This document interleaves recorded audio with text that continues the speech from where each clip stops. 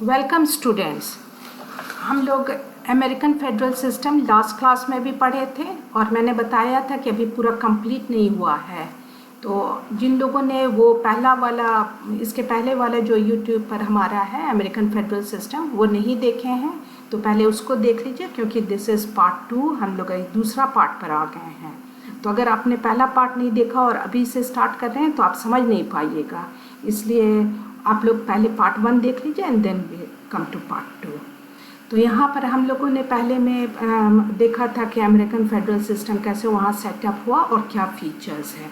अब हम लोग और हमने बताया था आपको, जब फीचर्स बता रहे थे कि डिवीज़न ऑफ पावर्स कंप्लीट नहीं हुआ है, तो मेन यहाँ पर हमारा डिवीज़न ऑफ पावर्स रहेगा, ये पार्ट 2 में ना। देखिए डिवीज़न ऑफ पावर्स पे हम आ गए हैं। Division of powers between home, between the centre and the states, between the federal government and the state governments, वो हम लोग यहाँ पे एग्जामिन करेंगे। तो सबसे पहले हम पाते हैं वहाँ पर कि the constitution of United states में जो रिटन कॉन्स्टिट्यूशन है वहाँ पर एनुमरेटेड पावर्स है। तो पावर्स आर मेंशन्ड कि लिखित में है कि किसके लिए पावर्स वहाँ पर है। तो वो लिखित वो कौन से आर्टिकल में, आर्टिकल 1 सेक्शन 8 में ही है कि कौन कितना पावर्स फेडरल गवर्नमेंट के लिए। तो ये जो एनुमरेटेड पावर्स है those are for the federal government. Federal government को क्या क्या पावर्स दिया गया है वो संविधान में मेंशन्ड है, इन आर्टिकल 1 सेक्शन 8 में दिया हुआ है। तो इसीलिए उसको कहते हैं एनुमरेटेड पावर्स। फिर इम्प्लाइड पावर्स है। इम्प्लाइड पावर्स माने those not mention in the constitution, जो संविधान में नहीं है, मेंशन नहीं है, लिखा हुआ नहीं है, मगर वो इम्प्लाई करता है कि these powers belong to the centre, क्योंकि जितना पावर्स सेंटर के लिए लिखा हुआ है, फेडरल गवर्नमेंट का पावर्स लिखा हुआ है, उसी से अगर मिलता जुलता जो भी पावर्स आ रहा है वो सारे पावर्स किसको चले जाते हैं, वो भी फेडरल गवर्नमेंट को चले जाते हैं। तो वो इम्प्लाई करता है कि because these powers are with the federal government, so these powers also belong to the federal government, those related to it. तो उसलिए इम्प्लाइड कि ये इम्प्लाई कर रहा है कि ये सारे पावर्स अब किसको जाएंगे, वो फेडरल गवर्नमेंट को जाएंगे। तो उसको कहते हैं इम्प्लाइड पावर्स। फिर है concurrent powers. Concurrent powers which are shared by both the federal government and the state governments, कि दोनों के लिए है, फेडरल गवर्नमेंट को भी पावर्स है और स्टेट गवर्नमेंट्स को भी पावर्स है, और दोनों शेयर कर रहे हैं। कुछ ऐसे भी पावर्स हैं जो फेडरल गवर्नमेंट भी इंजॉय कर रहे हैं और same power at the same time state governments भी इंजॉय कर रहे हैं, दोनों के बीच में शेयर हो रहा है वो पावर्स। तो उसको कहते हैं कॉन्करेंट पावर्स। तो ये भी है यूनाइटेड स्टेट्स ऑफ अमेरिका में। Then there are reserved powers. ये पास कहाँ पर है, ये पास आप पाते हैं the 10th amendment. 10th amendment आया, उसमें मेंशन था कि the powers not delegated to United States by the constitution not prohibited by it to the states are reserved to the states, कि जो पावर्स नहीं दिया गया है फेडरल गवर्नमेंट को, सेंट्रल गवर्नमेंट को बाय द कॉन्स्टिट्यूशन, संविधान के जो आर्टिकल 1 सेक्शन 8 में जो पास नहीं लिखा हुआ है, नहीं दिया गया है सेंटर को, फेडरल गवर्नमेंट को, और nor are they prohibited by the constitution to the states, और ना ही वो पास के स्टेट्स को ये नहीं बिलोंग कर रहा है, स्टेट्स को प्रोहिबिट किया जा रहा है, ये भी नहीं मेंशन्ड है। तो वो पास अल्टीमेटली किसके पास चला जाएगा, those pass will be reserved for the states, वो सारा पास स्टेट्स को चला जाएगा। तो दीज आर कॉल्ड रिजर्व्ड पास। ये 10th अमेंडमेंट में आया कि 10th अमेंडमेंट में जितने पास जो डेलीगेटेड नहीं है वो सारे पास किसके पास चले जाएंगे, वो स्टेट्स के पास। तो state governments will enjoy all those powers. ये 10th अमेंडमेंट में आया। देन उसके बाद है आर्टिकल 4। आर्टिकल 4 में वो इस्टेब्लिश करता है responsibilities of the state to the each other and responsibility of the federal government towards the state.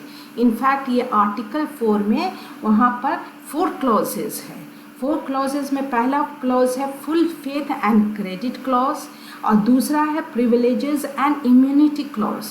तो ये जो दो है, full faith and credit clause और प्रिविलेजेस एंड इम्यूनिटीज क्लॉज, ये पहला रिस्पॉन्सिबिलिटी दिखा रहा है, responsibility of the state to each other. अब यहाँ पे ये बात समझने के लिए आपको है ज़रूरी कि वहाँ जो स्टेट्स है और हमारे यहाँ के स्टेट्स में बहुत डिफरेंस है। हमारे यहाँ स्टेट में आप एक स्टेट से दूसरे स्टेट जाते हैं, आप दोनों स्टेट में अपना प्रॉपर्टी ख़रीद सकते हैं, आप दोनों कहीं भी किसी भी स्टेट से आप इलेक्शन भी लड़ सकते हैं। जैसे आप अभी देखिए कि राहुल गांधी ने एक जाके केरला में भी लड़ा और एक यूपी में भी, तो आप 2 स्टेट से इलेक्शन लड़ सकते हैं। ये सब यूनाइटेड स्टेट्स में नहीं है। यूनाइटेड स्टेट्स में आप बस उसी स्टेट को बिलोंग करते हैं जिस स्टेट में आप डिसाइड कर रहे हैं। आप इलेक्शन भी उसी स्टेट से लड़ सकते हैं, आप प्रॉपर्टी भी उसी स्टेट में ले सकते हैं। तो इसके बाद अब दोनों स्टेट्स के बीच में भी फिर रिस्पॉन्सिबिलिटीज़ होता है। तो वो रिस्पॉन्सिबिलिटी कि उन लोगों को फेथ होना चाहिए, क्रेडिट होना चाहिए, प्रिविलेजेस और इम्यूनिटीज़ देना चाहिए। ये सब कहाँ पर मेंशन है? स्टेट्स के बीच में। तो ये सब कहाँ मेंशन है? ये आर्टिकल 4 में। फिर सेम वे कि कुछ रिस्पॉन्सिबिलिटीज़ है फेडरल गवर्नमेंट का टुवर्ड्स द स्टेट, कि फेडरल गवर्नमेंट को भी कुछ रिस्पॉन्सिबिलिटीज़ है स्टेट्स के प्रति, कि स्टेट्स के प्रति उनकी कुछ जिम्मेदारी है। जैसे वो न्यू स्टेट्स, अगर कोई नया स्टेट आ रहा है तो ये जो 4 क्लॉजेस है, तो उसमें new states and a guarantee for Republican style of government, ये सब भी वहाँ पर मैंशनड है। तो ये सारे हैं responsibilities of the federal government towards the state, कि नया स्टेट फेडरल गवर्नमेंट बना सकता है, कि कोई नया स्टेट को अपने में लेना, और फिर गारंटी देखना कि सब जगह रिपब्लिकन गवर्नमेंट ही फॉर्म हो रहा है, elected government, Republican government, Republican style of government federal में भी और स्टेट्स लेवल पर भी। तो ये सारे रिस्पॉन्सिबिलिटी फेडरल गवर्नमेंट का, ये फेडरल गवर्नमेंट को देखना है। तो आर्टिकल 4 यही 2 responsibilities for the state to each other और responsibility of the federal government towards the state, ये मैं इस्टेब्लिश करता है। तो डिवीजन ऑफ पावर्स इस तरह है। डिवीजन ऑफ पावर्स जब लिख रहे हैं तो उसमें आपको enumerated powers, implied powers, concurrent powers, reserved powers और आर्टिकल 4 वो सब मेंशन करना है। Now we move to division of powers continued. यहाँ पर आप देखिए एक्सक्लूसिव फेडरल पावर्स के फेडरल गवर्नमेंट के पास कौन सा पास है, मीनिंग वहाँ पर सेंट्रल गवर्नमेंट को फेडरल गवर्नमेंट कहते हैं। तो फेडरल गवर्नमेंट के लिए एक्सक्लूसिव कौन सा पास है? लाइक कॉइनिंग मनी बनाना, वो सब फेडरल है। डिक्लेयरिंग वॉर, ये फेडरल गवर्नमेंट कर सकता है, central government. Conducting foreign affairs, कि जितना भी फॉरेन रिलेशंस मेंटेन करना है वो भी फेडरल गवर्नमेंट का है।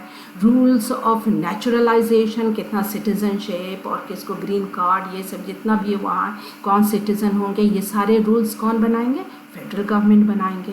Then regulating inter state and foreign commerce, कि स्टेट्स के बीच में जो कॉमर्स हो रहा है, ट्रेड हो रहा है या फॉरेन गवर्नमेंट के साथ कॉमर्स हो रहा है, ये सब कौन रेगुलेट करेगा, देखेगा? Federal government. तो इस तरह से ये पूरा कंप्लीट नहीं है, और भी बहुत ज़्यादा है, हमने थोड़ा सा मेंशन किया। तो these are the exclusive federal powers. ये स्टेट गवर्नमेंट को ये पास नहीं दिया गया, ये बस फेडरल गवर्नमेंट का पास है ना।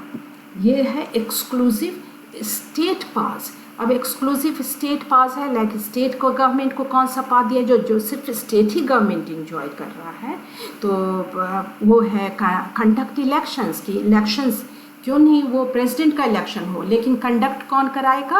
वो स्टेट गवर्नमेंट कराएगा। Establish local governments, local government establish करना, जो लोअर लेवल्स के जितने भी गवर्नमेंट है वो सारे इस्टेब्लिश करना, ये करेंगे state government. Then regulate intra state commerce, अपने ही स्टेट के अंदर जितना कॉमर्स हो रहा है वो सारा रेगुलेट करेगा state government. Then ratifying constitutional amendment, जब भी संविधान में संशोधन लाना है, अमेंडमेंट लाना है, उसका रेटिफाइंग पुष्टिकरण, ये स्टेट का एक्सक्लूसिव पास है। तो दीज आर फ्यू एक्सक्लूसिव पास, पूरा डिटेल में नहीं है, और भी बहुत ज़्यादा पास है, फ्यू इम्पोर्टेंट पास यहाँ पर मेंशन्ड है। देन दीज आर कंकरेंट पास। ये देखिए वेन डायग्राम से आपको सारा पास दिखाया जा रहा है। तो ये कॉन्करेंट पास है जो दोनों एक्सरसाइज करते हैं, federal government as well as state government, दोनों के पास ये पास रिसाइड करते हैं। तो वो है टैक्सेशन, कि टैक्सेस कलेक्ट करना फेडरल गवर्नमेंट भी करते हैं और स्टेट गवर्नमेंट भी। लॉ मेकिंग, लॉ बनाने का दोनों के पास पावर है। फेडरल गवर्नमेंट अपना लॉ बनाता है, फेडरल लॉज, स्टेट गवर्नमेंट बनाते हैं स्टेट लॉज। लॉ एनफोर्समेंट, जितने लॉ एनफोर्समेंट मशीनरीज हैं दोनों के पास है अपना पुलिस, FBI है सेंटर के लिए, उसी तरह स्टेट भी अपना रखे हुए है पुलिस सिस्टम। तो लॉ एनफोर्समेंट एजेंसीज है। चार्टरिंग बैंक्स, दोनों बैंक्स भी रखते हैं। एमिनेंट डोमेन कि अगर कुछ प्रॉपर्टी लेना है, कुछ वेलफेयर प्रोजेक्ट्स के लिए, तो दोनों अपना करते हैं। इस्टेब्लिश कोर्ट, दोनों का अपना अपना कोर्ट इस्टेब्लिश करना। बोरो मनी, इस तरह डिवीजन ऑफ पावर्स है। तो कुछ एक्सक्लूसिव फेडरल है, कुछ एक्सक्लूसिव स्टेट पास, और जो कंकरेंट पास है इंजॉयड बाय बोथ। क्लियर? तो ये हो गया। अब कुछ पास ऐसा इसमें आ जाता है जो कि दोनों के बीच में हो जाता है, जैसे एजुकेशन है, हेल्थ सर्विसेज, तो इसमें दोनों के बीच में है कि दोनों के ये भी कर रहे हैं, फेडरल स्टेट का है मगर फेडरल गवर्नमेंट भी कर रहा है, दो वो स्टेट के पास है। फिर है डेवलपमेंट ऑफ फेडरलिज्म, कि फेडरलिज्म कैसे वहाँ डेवलप हुआ यूनाइटेड स्टेट्स में फ्रॉम द बिगनिंग, जब उनका संविधान आया से लेकर के आज के दिन तक किस तरह फेडरलिज्म डेवलप हुआ, संघात्मक जो वहाँ पर किस तरह से उसका विकास हुआ, ये फिर आप लोग देखेंगे। संघात्मक का विकास ये है कि दिस वे उनका डेवलपमेंट हुआ। फर्स्ट है कि फर्स्ट फेज़ ऑफ डेवलपमेंट वो 1790 से 1860 तक ये डेवलपमेंट का फेज़ था। तो ये डेवलपमेंट के फेज़ में ये अमेरिकी विकास का पहला चरण था। इसमें it was marked by constitutional and political conflicts about the nature of federalism, कि ये जो है इसमें संवैधानिक और राजनीतिक संघर्ष से भरा हुआ था ये। और यहाँ पर डेवलपमेंट स्टार्टेड 1790 के ऑनवर्ड से, बाद ही से जैसे उनका संविधान आया, डेवलपमेंट मेन जो स्टार्ट हुआ डेवलपमेंट विकास, तो वो किस क्वेश्चन पर था? It was related to federalism. आप देखते हैं कि वहाँ पर जो पहले प्रेसिडेंट थे वो जॉर्ज वाशिंगटन थे। अब उनके ही कैबिनेट में उनका उस टाइम पार्टी सिस्टम नहीं था, मगर पार्टी सिस्टम उसके बाद डेवलप किया। अब पार्टी सिस्टम भी किस लाइन पे डेवलप किया, ये बहुत ही ये है इंटरेस्टिंग है एग्जामिन करना, किस लाइन पर डेवलप किया, ऑन फेडरल लाइंस, कि जो दो में बंटवारा हुआ पार्टी में, तो एक थे फेडरलिस्ट और दूसरे थे एंटी फेडरलिस्ट। और फेडरलिस्ट कौन थे? तो federalist supported a strong federal government, वो स्ट्रॉन्ग फेडरल गवर्नमेंट के सपोर्ट में थे कि फेडरल गवर्नमेंट को ज़्यादा पास रहना चाहिए। और यहाँ पर आप नाम ले सकते हैं, अलेक्जेंडर हैमिल्टन थे, जॉन मार्शल, ये लोग थे जो सपोर्ट कर रहे थे फेडरल गवर्नमेंट के पास, कि उनके पास ज़्यादा होना चाहिए। और ठीक उनके अपोजिट कौन थे? The anti federalist.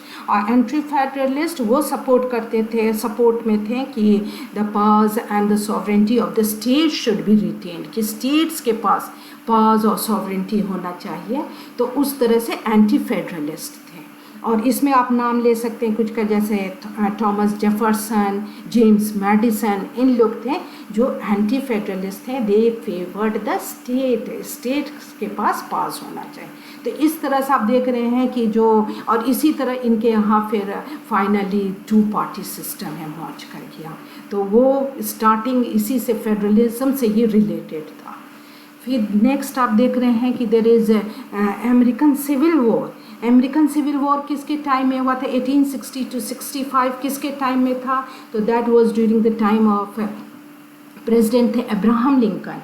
Abraham Lincoln जो है, जिनका आप डेमोक्रेसी पर भी ये जान रहे होंगे कि उनका डेफिनेशन है, तो वो बहुत फेवर में थे कि अगेंस्ट, कि लोगों को सब इक्वल है, सब बराबर हैं। तो ही वाज अगेंस्ट स्लेवरी।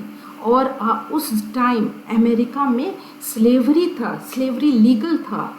तो ये जो है अब्राहम लिंकन ही मूव्ड एंटी स्लेवरी बिल। ये जो है स्लेवरी के अगेंस्ट दास प्रथा, स्लेवरी हुआ दास प्रथा, तो वहाँ दास प्रथा चला रहा था और उसके अगेंस्ट वो एक बिल मूव कर रहे थे कि इसको अबॉलिश कर दें, इसको ख़त्म कर दें। और इसके लिए द सदर्न स्टेट्स जितने थे वहाँ के अमेरिका के, साउथ के states, they revolted against the federal government, उनके इस मूव पर अब्राहम लिंकन के, क्यों? क्योंकि उनके यहाँ दास प्रथा चला आ रहा था, उनके यहाँ प्लांटेशंस था जो जिसके लिए वो लोग स्लेव्स मेंटेन करते थे, उनसे काम कराते थे, तो वो अगेंस्ट थे इसके। एंड दे इवन वो रिवोल्ट किए and this led to a civil war, वहाँ गृह युद्ध हो गया इसी बात पर, on the question of slavery, दास प्रथा को लेकर के वहाँ सिविल वॉर हुआ। और सिविल वॉर में अल्टीमेटली किसका विक्ट्री हुआ? विक्ट्री हुआ फेडरल गवर्नमेंट का, द नॉर्दर्न विक्ट्री हुआ, and which led to adoption of 13th, 14th and 15th amendment. और ये अमेंडमेंट फाइनली क्या किया? It abolished slavery, ended the slavery, slavery को ख़त्म किया और ये इस्टेब्लिश कर दिया कि the supremacy of the federal government और the federal constitution and laws over the state government, कि फेडरल गवर्नमेंट को ज़्यादा पावरफुली अल्टीमेटली बना दिया, क्योंकि विक्ट्री हुआ था फेडरल गवर्नमेंट का ओवर द सदर्न स्टेट्स। तो इट अल्टीमेटली ये वॉर हुआ था on the question of slavery, but ultimately it went on to prove कि द फेडरल गवर्नमेंट को ज़्यादा पावर्स है स्टेट गवर्नमेंट से, और फेडरल कॉन्स्टिट्यूशन ज़्यादा सुपीरियर है देन द स्टेट कॉन्स्टिट्यूशन। और किसी को ये पावर नहीं दिया गया, क्योंकि दो सदर्न स्टेट जब रिवोल्ट किए थे तो they wanted to secede from the centre, कि सीड हो जाए, बाहर निकल जाओ और अपना इंडिपेंडेंट स्टेट स्टैब्लिश करते हैं। तो किसी को ये भी इसके बाद ये लेट डाउन हो गया कि किसी भी स्टेट को ये पावर नहीं दिया जाता है कि वो निकल सके, सब उसमें यूनाइटेड है, they stand one solid United. इस तरह से उनका ये था। और ये किसके टाइम में? याद रखिएगा, अब्राहम, उस टाइम प्रेसिडेंट कौन थे? President Abraham Lincoln. अब ये न्यू डील लेजिस्लेशन, ये किसके टाइम में आया? ये आया प्रेसिडेंट फ्रैंकलिन डी रूजवेल्ट के टाइम में। आप लोगों ने पढ़ा होगा स्कूल डेज में कि ग्रेट डिप्रेशन हुआ था ऑफ 1929 एंड द 30s, वो इकोनॉमिक डिप्रेशन फेल्ट हुआ था। ये वर्ल्ड वाइड डिप्रेशन था, इकोनॉमिक डिप्रेशन। तो इससे निकालने के लिए, कि कंट्री को इस इकोनॉमिक डिप्रेशन से बाहर निकालने के लिए, it's known as great depression, तो इससे बाहर निकालने के लिए फ्रैंकलिन डी रूजवेल्ट वो एक सीरीज ऑफ लेजिस्लेशन लाना चाह रहे थे कि उससे बाहर निकल जाए और कंट्री को बाहर निकालें।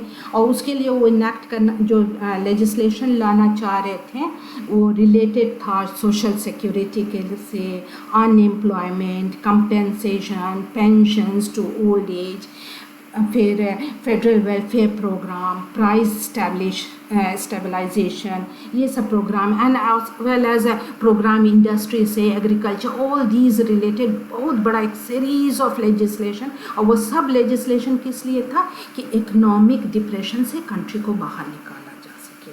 तो ये किस पीरियड में किए थे? वो डिप्रेशन, इकोनॉमिक डिप्रेशन 1929 30s के पीरियड में था। तो ये 1933 से 39 तक ये इनेक्ट किए सीरीज ऑफ लेजिस्लेशन। और ये मेन था, इस पर 3 आवर्स पर फोकस था। 3 hours, those 3 hours being relief, recovery and reform. Relief लाने के लिए कि अनएम्प्लॉयड और जो पुअर हैं उनके लिए रिलीफ लाना चाह रहे थे। फिर वो रिकवरी क्या करना है? इकोनॉमी को बैक टू नॉर्मल, जो इकोनॉमी पूरा गलत ख़राब हो गया था तो उसको फिर से नॉर्मलाइज करने के लिए।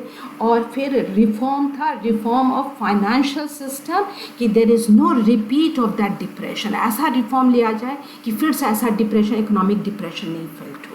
तो इसके लिए वो सीरीज ऑफ लेजिस्लेशन लाए। तो ये इसमें द स्टेट्स ऑब्जेक्टेड कि वो सारा कुछ किसके हाथ में जा रहा था? सेंटर के लिए। वो जो है जहाँ पर स्टेट्स का भी था वो सब सेंटर अभी इनेक्ट कर रहा है, फेडरल गवर्नमेंट कर रहे हैं। तो ये फाइनली ये चला गया सुप्रीम कोर्ट में, ये जो न्यू डील लेजिस्लेशन। और सुप्रीम कोर्ट भी अपहेल्ड कर दिया ऑल द लेजिस्लेशन, सबको अपहेल्ड किया except for one, and that was the agriculture adjustment act. बस एक को ही डिक्लेयर नल एंड वॉइड कि ये नहीं लागू होगा, बाकी सारा वाज एक्सेप्टेड, वो सारा को वो अपहेल्ड कर दिया सुप्रीम कोर्ट। तो ये भी आप कहेगा कि डेवलपमेंट ऑफ फेडरलिज्म किसका ग्रोथ हुआ? पास का, सेंट्रल गवर्नमेंट का, फेडरल गवर्नमेंट के पास में ग्रोथ आया। Then there was civil rights and liberties, कि civil rights and liberty नागरिक अधिकार और स्वतंत्रता से रिलेटेड है, कि जब भी ये हमेशा देखा गया कि national government they are the defenders of civil rights and liberties. अभी आपको बोले कि स्लेवरी कौन एबॉलिश करना चाह रहा था? Federal government, central government. तो ये हमेशा प्रोटेक्ट किया है सिविल राइट्स एंड लिबर्टीज़ को, और कभी भी स्टेट्स इस पर इन्फ्रिंज करना चाहा ये सिविल राइट्स और लिबर्टीज़ को, तो इट एक्टेड अगेंस्ट इट, कि वो नहीं कर पाए, ये देखा है सेंटर। और सुप्रीम कोर्ट भी हमेशा स्ट्रक डाउन किया है, कभी भी वो स्टेट्स कुछ भी ऐसा डिस्क्रिमिनेटरी लॉज लाया है रिगार्डिंग अगर वीमेन से रिलेटेड, माइनॉरिटी से रिलेटेड, किसी से भी, तो it has been struck down. और ये हमेशा देखा गया कि national government has protected civil rights and liberties. यह तो आप देख रहे हैं धीरे धीरे डेवलपमेंट किसके तरफ जा रहा है, कि कहाँ कॉन्फेडरेशन से हम स्टार्ट किए थे और फिर फेडरल, और अब किसके तरफ ग्रोथ हो रहा है, कि ग्रोथ हो रहा है powers of the federal government के सेंट्रलाइजेशन की तरफ मूव हो रहा है। फिर है grants in aid. What are grants in aid? Grants in aid are funds given by the centre, कि जो सेंटर फंड देता है to the states, allocates those fund to the state for specific welfare projects and programs. And it said कि grants in aid are prolific source of centralization, कि ये भी centralisation के लिए एक बहुत बड़ा सोर्स है, स्रोत है, कि ये सेंटर की गवर्नमेंट को, केंद्र की गवर्नमेंट को बढ़ाता है, उसके पास को बढ़ाता है। और ये ग्रांट्स हमेशा आता है फ्रॉम द सेंटर, ग्रांट्स देता है स्टेट्स को, वहाँ से ग्रांट्स आता है कि कुछ भी आपको वेलफेयर प्रोजेक्ट्स करना है, प्रोग्राम्स लागू करना है, तो वो आप ग्रांट्स देता है। अब ग्रांट्स यूनाइटेड स्टेट्स में किस तरह से ग्रांट्स आता है, तो there are 3 major grants form में आता है, those being categorical grant, mandates and block grants. अब कैटेगोरिकल ग्रांट है कि वो स्पेसिफिक ग्रांट है जो यूनाइटेड स्टेट्स सेंटर देता है, एंड वो बोल देता है ग्रांट्स देने के बाद टाइम कि ये fund will not be use to for any discriminate between the among the women, infants, child, WIC उन लोग कहते हैं, women, infant and children के लिए, और minorities के लिए, किसी के लिए अगर डिस्क्रिमिनेटरी करेंगे, कुछ भी करते हैं, डिस्क्रिमिनेट करते हैं इस ग्रांट पे, तो it will be taken back. फिर उस तरह से मैंडेट्स है, मैंडेट्स में भी वो स्टेट्स रिसीव करता है, बट देखे वो अगर वो स्टेट्स को देते हैं, मगर स्टेट्स को वो नहीं देंगे वो ग्रांट्स अगर वो गवर्नमेंट के पॉलिसीज़ को अपहोल्ड नहीं करते। गवर्नमेंट का पॉलिसीज़ है, जैसे एक एग्जांपल है कि वहाँ पर ये मिनिमम एज फॉर ड्रिंकिंग को 18 ईयर्स स्टेट्स में था, तो उसको बोला कि नहीं, बढ़ा के 21-22 साल तक लाइए, और अगर जो नहीं लाते हैं तो उनको हम ग्रांट्स नहीं देंगे टू बिल्ड हाईवेज़। तो अब उनको बात मानना पड़ता है स्टेट्स को, सेंट्रल गवर्नमेंट का। फिर देर आर ब्लॉक ग्रांट्स, कि ये ब्लॉक ग्रांट्स हैं वो स्टेट सेंटर दे देता है स्टेट्स को without any you can say strings attached, कि उसमें कोई स्ट्रिंग्स अटैच नहीं है, और स्टेट गवर्नमेंट को यूटिलाइज कर सकता है जैसे भी वो समझे फिट उस तरह से यूटिलाइज करें। And it is these grants, block grants are not strictly monitored, उसको बहुत स्ट्रिक्टली वे में उन लोग मॉनिटर नहीं करते ग्रांट्स में। तो ये सारे क्या है, ये सारे आप देख रहे हैं कि अल्टीमेटली ये लीड कर रहा है towards the growth of the powers of the federal government. And then ultimately cooperative federalism है, ये नया टर्म अभी इमर्ज किया है फेडरलिज्म में, कोऑपरेटिव फेडरलिज्म, न्यू फेडरलिज्म, कि यहाँ पर अब इसलिए गवर्नमेंट नहीं सेटअप होता है कि आपस में they should be conflict, competition, rivalry, इसके लिए हम लोग गवर्नमेंट नहीं सेट करते हैं सेंटर और स्टेट्स में। उनका काम है to do welfare programmes, welfare projects, कि कुछ भी करें वेलफेयर ऑफ द पीपल के लिए काम करें। तो फिर अल्टीमेटली वो कैसे कर पाएंगे? Through cooperation. आप cooperative federalism through cooperation and collective साथ में कलेक्टिवली दे के इफ दे वर्क टुगेदर, तभी वो ठीक से काम कर पाएंगे। तो अल्टीमेटली अब स्टार्ट हुआ है ये सब जगह जहाँ भी फेडरलिज्म है, अब लेटेस्ट एम्फेसिस किसके तरफ आ रहा है कि ये नहीं बात है कि सेंटर का काम है कि स्टेट का काम है, main ultimately to get the work done, कि आपको काम करना है, आपको कोऑपरेट करके काम करिए। अगर कम्पिटिटिव है तो कम्पिटिटिव वे में काम करिए, but ultimately get the work done without any emphasis कि who is in the pivotal role. ये नहीं कि हम मेरा पास पार होना चाहिए, उनके पास पार, ये नहीं. There should be no competition, no rivalry, no conflict, but ultimately they should work together in a cooperative way. ये लेटेस्ट ट्रेंड है और ये रोनाल्ड रीगन के टाइम में भी ये जो ब्लॉक ग्रांट्स का बात किया कि आप इसको यूज़ करिए, ये इस पर वो बहुत बढ़ावा दिए ये यूनाइटेड स्टेट्स में. तो अल्टीमेटली आप इसको हम लोग एंड करते हैं ये वाला विद कोऑपरेटिव फेडरलिज्म.